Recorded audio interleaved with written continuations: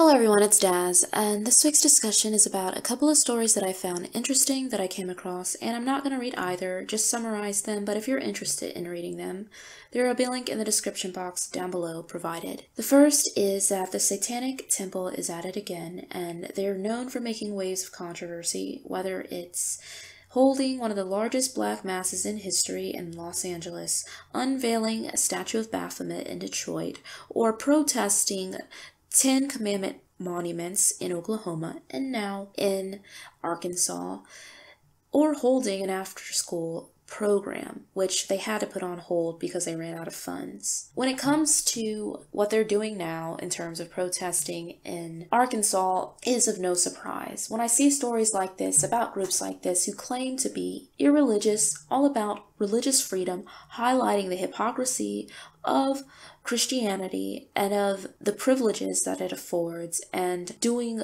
forms of activism, I can't help but think of this being the result of postmodernism, but this also being what 1 Timothy 4:1 spoke about. Now the Spirit speaketh expressly, that in the latter times some shall depart from the faith, giving heed to seducing spirits and doctrines of devils. While they claim they don't actually worship Satan himself, and that they're just trying to enlighten people about other religions and are for religious diversity, since Judeo-Christian beliefs have choked out every other competitor in the hemisphere. And in all fairness, I do think that there are some complaints to be made about the Christian paradigm that we've seen in terms of the hypocrisy, in terms of people misusing and misconstruing scripture, taking it out of context for atrocities or people who've been harmed by churches. But that doesn't mean that the truth isn't the truth. And when we look at that scripture in 1 Timothy 4:1, and we look at what's happening in this postmodern world, people in general have lost faith in institutions. It's not just in religion, it's in everything. This is why we live in an era of fake news and of people being highly skeptical of everything. And with that happening, people are just going to what they believe to be their truth. And people are having so many forms of their truth and such a diversity of beliefs that it's leading some people to, of course, seek out knowledge. And a lot of people, while church attendance is falling, while people identifying as being a member of an organized religion is falling, more people are seeking out knowledge and wisdom. And it's great to have knowledge, and it's great to have wisdom, but some people worship it beyond worshiping the Creator or worshiping Jesus Christ, and it leads them into ideas like Gnosticism, or people looking at Satan, or as they call him, Lucifer, as the light bringer and bringer of knowledge. They begin seeing him as not a bad angel, but as a misunderstood angel, and as someone that they can aspire to be like, as a rebel against all of the injustice that is out there. And this leads people into actually worshiping him, and they don't see themselves as being like those people that are depicted on movies who have robes on, who are doing these masses even though they're emulating the rituals. And personally, I do think the founders of it are some real Satanists, just masquerading as not being, but I'm saying those that they draw in. It's sort of like witchcraft and Wicca. I don't think everyone that goes into Wicca necessarily thinks that they're worshiping the devil. They don't even say they're worshiping the devil. They say they're worshiping nature. But there are people who are in witchcraft who have come out of witchcraft and given testimonies who said, yeah, I knew what I was doing. I was definitely worshiping the devil. And I think people get to a point, just like in Freemasonry, where they realize what they're really about, and either they choose to forsake it or they choose to get deep into it.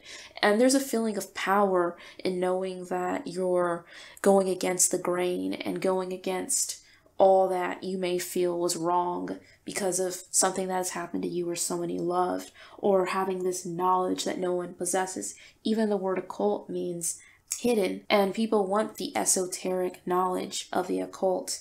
And this is why it's so important, even when we look at exposing this information, that we don't get hooked on loving the knowledge and the esoteric ideas more than understanding the truth of this stuff being a trap.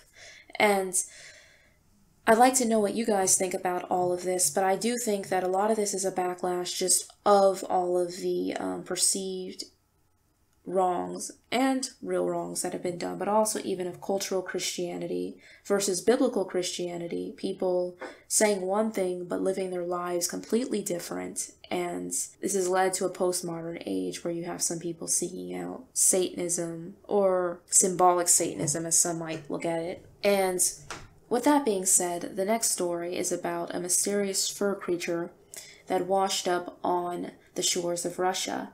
And people were walking along. They saw this creature. It was furry. It was large. They couldn't identify its features. Some thought maybe it was a prehistoric creature like a mammoth. And marine biologists said, no, it's just a whale that's decomposed really bad. I don't know about you, but when have whales ever had fur? I don't know what happens with decomposing, in all fairness. I'm not a marine biologist. But given the fact that there have been projects like the Montauk Project where you have different creatures being created or made, or just testing, or with radiation and dumping into the water, it could lead to some deformities of creatures. And maybe after testing, some creatures just get dumped in the water and their bodies wash up. Or who knows? I mean, about 90% of the Earth's ocean is unexplored, so who knows what actually lives in it. It could have been something that hasn't been identified yet by biologists, and I'd like to know what you guys' thoughts are on that. But thank you for listening, and I hope that you enjoyed this video, and I also hope that as the weeks go by that I get a little bit less tired and I can move back to the 2 hours for the stream, because my energy levels have been a bit down lately. But I'll talk to you in next Wednesday's video or in next Monday's live stream, and have a wonderful week. Take care and God bless.